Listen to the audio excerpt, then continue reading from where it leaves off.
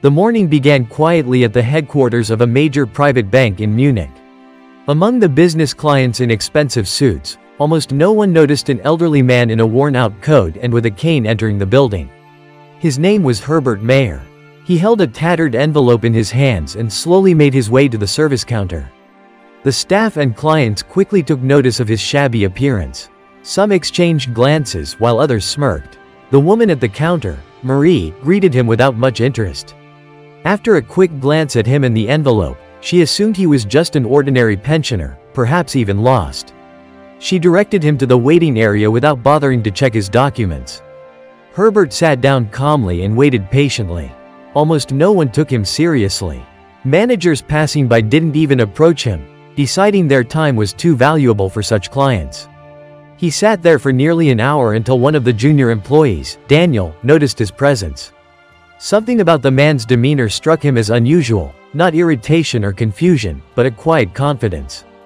Daniel took the envelope, offered his assistance, and decided to review the details himself. Within minutes, he realized who he was dealing with. It turned out Herbert Mayer was one of the bank's largest investors, holding a significant share of stocks.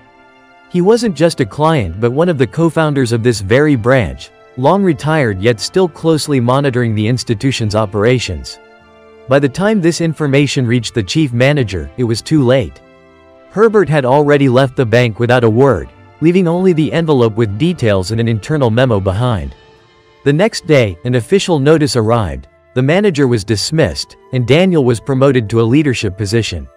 The bank faced an internal audit, and every employee sensed that the old atmosphere of condescension and arrogance would never return.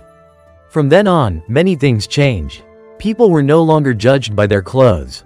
Every visitor received respect, regardless of who they were or how much they had in their account. Herbert Mayer's name was never spoken aloud, but everyone knew. This unremarkable man had reminded them that respect is not a privilege, it's an obligation.